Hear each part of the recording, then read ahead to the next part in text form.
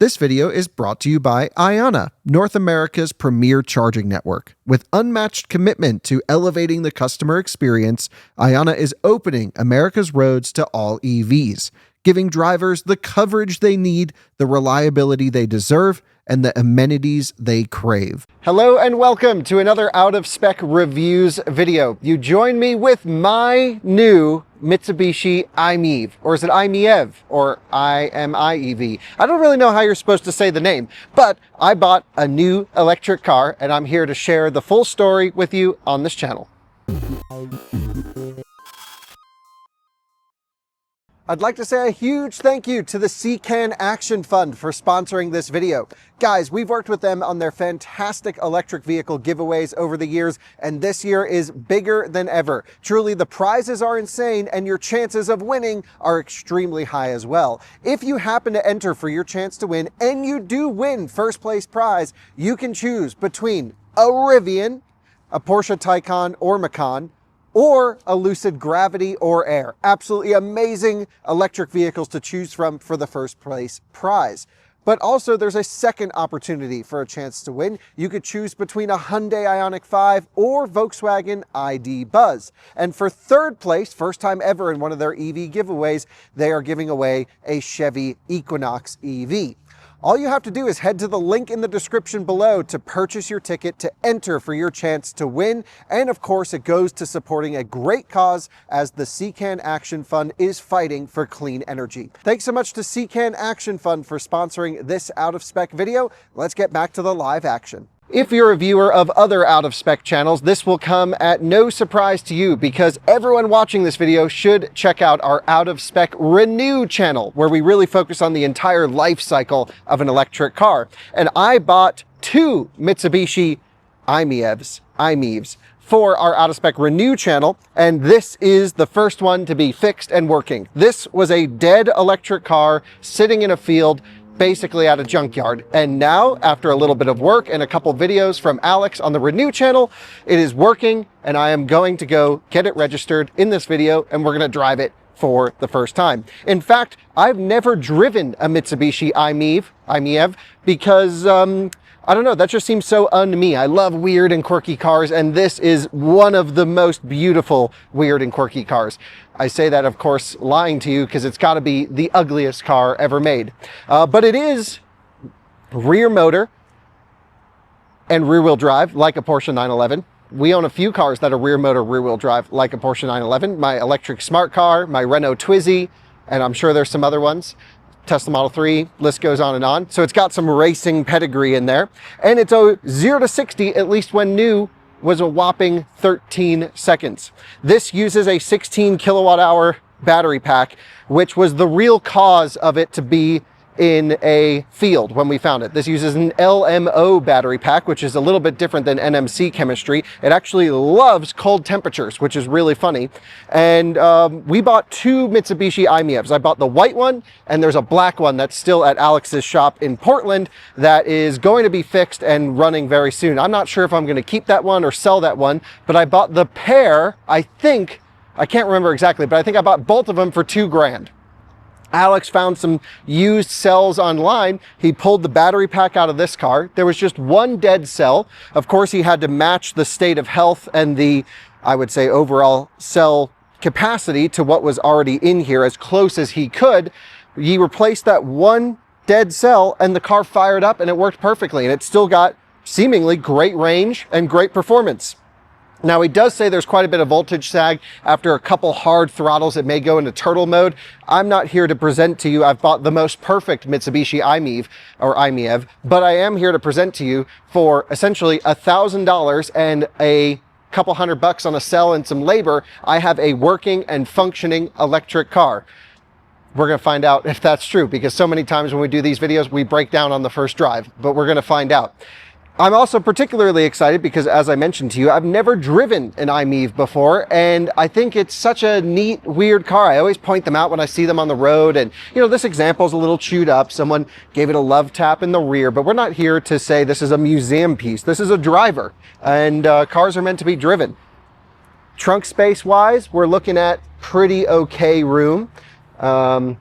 We've got some child tethers back here and a nice i-MiEV carpet. So I do love that I have some stuff going on. We also have power electronics under here because, again, this is where the rear inverter powertrain drive unit is. So I'm excited to play around with that. This one is from 2012, and there were a few different options back then. You could get CHAdeMO DC fast charging, which the other one has. So the black Mitsubishi i-MiEV that I bought has CHAdeMO. Come around to this side. Let me show you over here.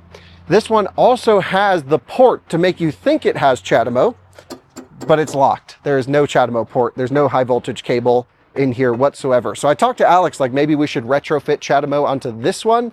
He said it'd be a little bit too much of a pain, and honestly, I'm never gonna road trip it. What's the point?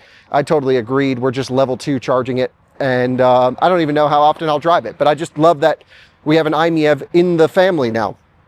And this particular example, honestly, is pretty nice for $1,000. I mean, how much more can you ask? It definitely needs a wash. It needs a little TLC from Colton. But I'm so glad that I have one of these. So this, in 2012, the competitor to this really was the Nissan Leaf. And that's my 2012 Nissan Leaf right in there. And I'd love to do a little comparison test going back over 10 years to see what an electric car comparison test would look like. This was about $30,000 when new. That was about $30,000 when new, but the Leaf had a bigger battery and similar range, if I remember correctly. That's a 24 kilowatt hour Leaf when new. This was 16 or 18 kilowatt hours plus or minus, but they seem to hold up a little bit better, these Mitsubishis. And so I think dynamically it's going to be really fun to have that rear motor powertrain, and I'm just excited to drive it. So this isn't a fancy video, more or less. We're just going to get in. Why don't you hop inside? Let me show you the interior. We'll start with the back seats. I've never, again, this is my first time ever in my life being inside of an i-MiEV, which is really fun, and it happens to be mine. Well, honestly, the roof is great. It goes up very high. I'm 6'1" or 1.86 m and can easily fit here. And this seat is set to my seating position, and I've got some room there. This is an I for i-MiEV, but it doesn't seem to have anything under that panel. At least you could rip on it and get it. Single cup holder model right here, I'm noticing. So I've got my Starbucks loaded up there. And I don't know about you, Alyssa, but it feels a little bit icky in here. It's not the ickiest one we have. It's not the ickiest one we have, no, but it definitely needs like a little wash and a wipe down everywhere. So the battery cell replacement that Alex went and did on this, I don't think was that difficult. And we definitely have a video on the Renew channel talking all about that. So sitting in my i-MiEV now, oh, we've got another, another drink. Didn't see that there. This is what the key looks like. Looks brand new. Lock and unlock, panic button. Got the old cut metal key situation. Can crank it on. Actually, it's plugged in at the moment, but it's indicating 48 miles of range at 70% state of charge, which seems totally reasonable. My Leaf, just as an example, let's go off on the climate control. For example, my Leaf will full charge to about 50, 55 miles, depending on how I've been driving it. And I don't know how this one's been driven, but I've got an interesting shifter here with, it's no longer the Prindle. If you guys are big fans of old, what was that? Sweet Life of Zach and Cody? Is that where the Prindle thing came from? But we've got the Prind-EB. So park, reverse, neutral, drive, eco, and braking. We'll play around with that, but I imagine B is more regen. We've also got a switch down here that I have no idea. Oh, it's got heated seats, or at least a heated seat.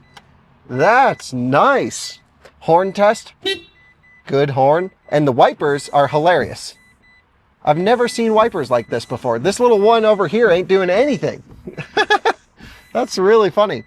So I am thrilled to be able to drive this car now. It's very odd, this roof structure, because it's kind of bubbled out and it comes in like this. I believe the i-MiEV was built on a Japanese, I mean, this was built in Japan on a Japanese platform, but I'm pretty sure in Japan they had these with like little 600cc combustion engines in them. The US only got the electric ones. And I was actually just in Normal, Illinois, where I was at the Rivian factory, and I've got a Rivian parked right over here behind you if you're not familiar with what those look like. I think most of our viewers know. And Mitsubishi had a factory in Normal for years. They're the ones who built it.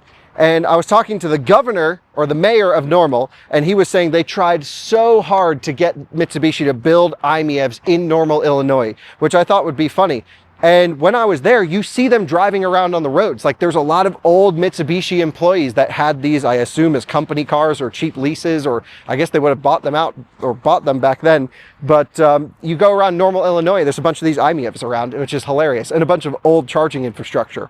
So without much more to be said about it, because I'm not sure much about it, I don't even know how much power it makes, can't be much, we have to go get it registered. And this one was a little bit complicated from a registration standpoint because I actually had Alex buy it from the owners because I couldn't make it up there. So technically the title is in Alex's name. So we have to go get it VIN verified in the state of Colorado. So man, the VIN's like all faded in there. See that, Alyssa? It's like barely showing. So we've got to bring it just across the street to get VIN verified. Thankfully, they do it right over there. So we'll be able to drive it down the road. We've got to go around the highway. I do have it insured, so we're safe there. Then we can go to the DMV, get a license plate, and then actually take it on the highway and see how the heck it drives at higher speeds. So I wanted to take you for my very first drive in the i-MiEV. i-MiEV.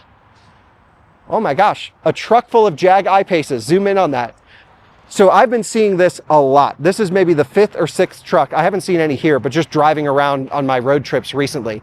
Jag is buying back all 2019 I-Paces, as far as I can tell, because of battery issues. And they're stuffing them in a parking lot in Georgia.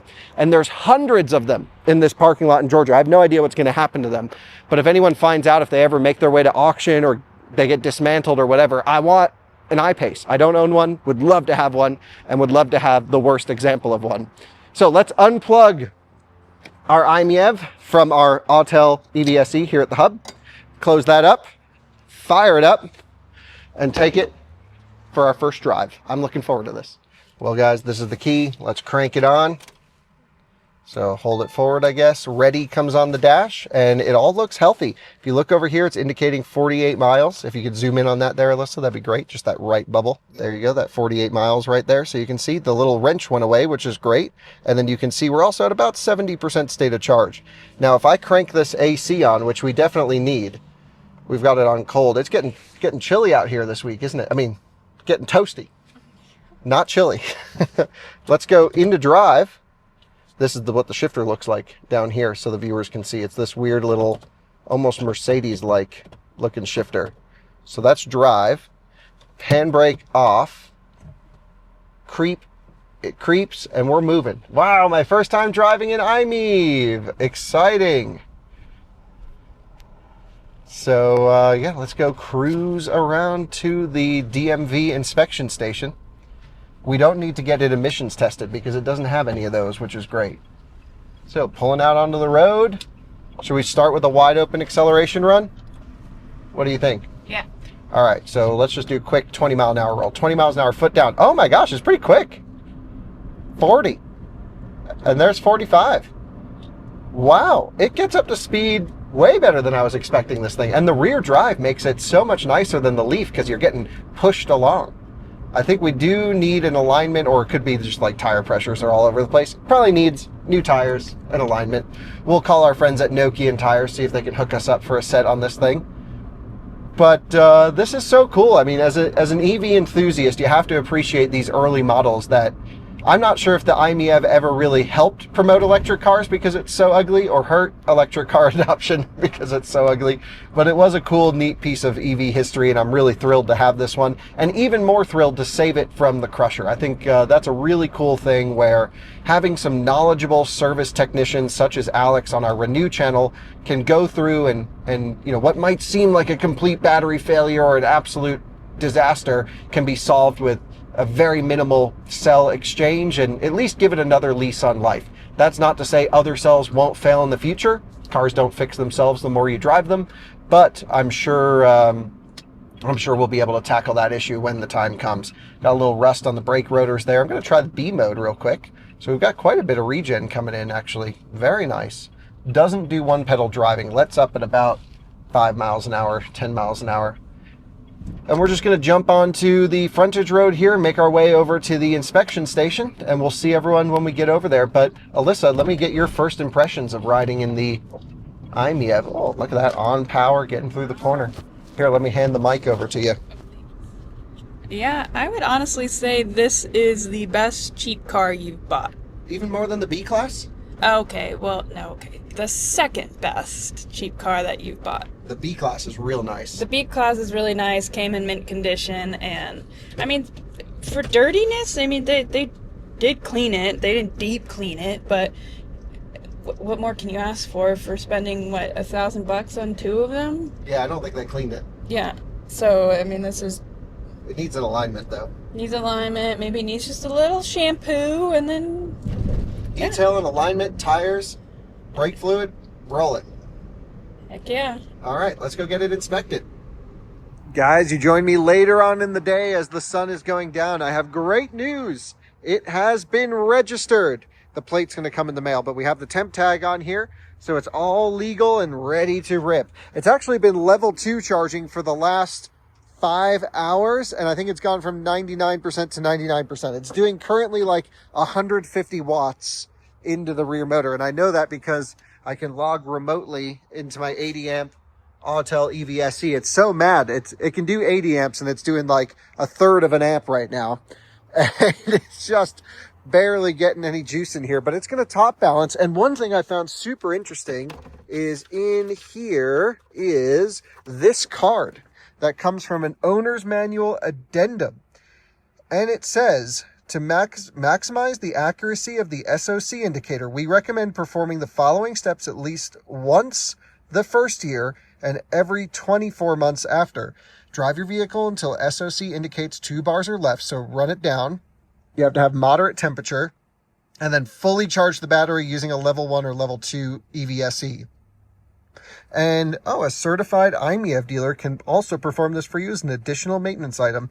And that is just, I think, to calibrate the state of charge gauge right here. So I feel pretty good about, I feel pretty good about top charging this thing. Oh, wait.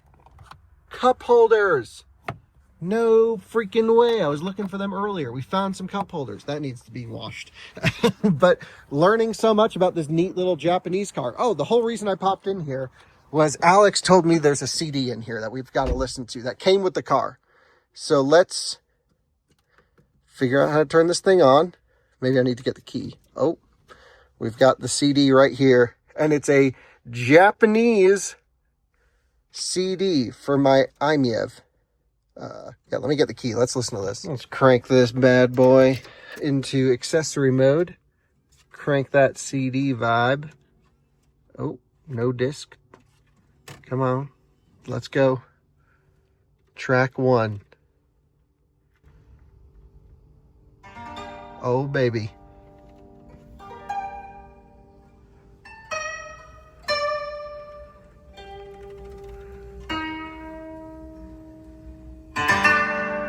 Amazing. It's the Kenny Loggins of Japan.